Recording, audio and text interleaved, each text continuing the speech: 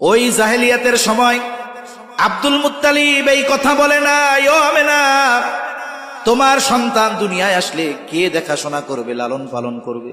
তুমি চলে যাও মদিনায় বাপের বাড়ি। এমনটা আব্দুল মুত্তালিব বলেন নাই, বরং আল্লাহ তাআলা আব্দুল মুত্তালিবের অন্তরে অনাগত নবীর প্রতি মোহাব্বত আরো বাড়ায়া দিয়েছে। সে খালি দিন ক্ষণ গুনতেছে, কবে আইব। এবার আমার আপনার নবী দুনিয়ায় আগমন করলেন।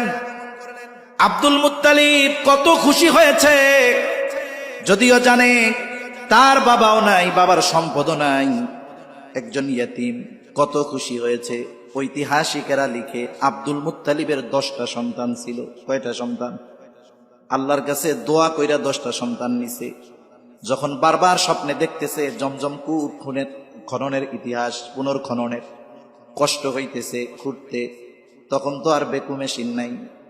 এইবার আল্লাহর কাছে বলে, আল্লাহ আপনি যদি আমার 10টা গোলা দিতেন তাইলে একটারে আপনার নামে কোরবানি করে দিতাম।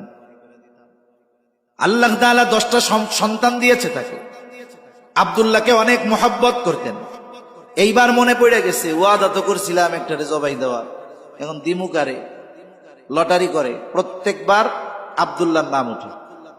এখন কি করবে? যেই কয়বার দেয় আব্দুল্লাহর নাম উঠে। লাস্টে যেই কয়বার নাম উঠছে প্রত্যেকবার নাম উঠার বিপরীতে 100 কইরা উঠ। প্রত্যেকবার নাম উঠলেই কত দেয়? 100 করে উঠ কোরবানি করছে আব্দুল মুত্তালিব। এত মোহাব্বতের সন্তান।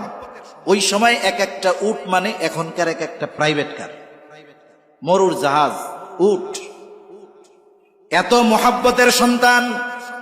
ঐতিহাসিকেরা বলে আব্দুল মুত্তালিব তার সন্তানদেরকে যত মোহাব্বত করত, ভালোবাসত, তার চাইতে অগণিত গুণ বেশি ভালো আমার আপনার নবীকে বাসত।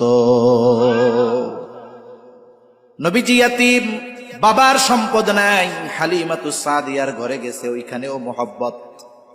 ইয়াতীম হওয়ার কারণে কখনো মানুষের নিগ্রহের শিকার আমার আপনার নবী হয় নাই।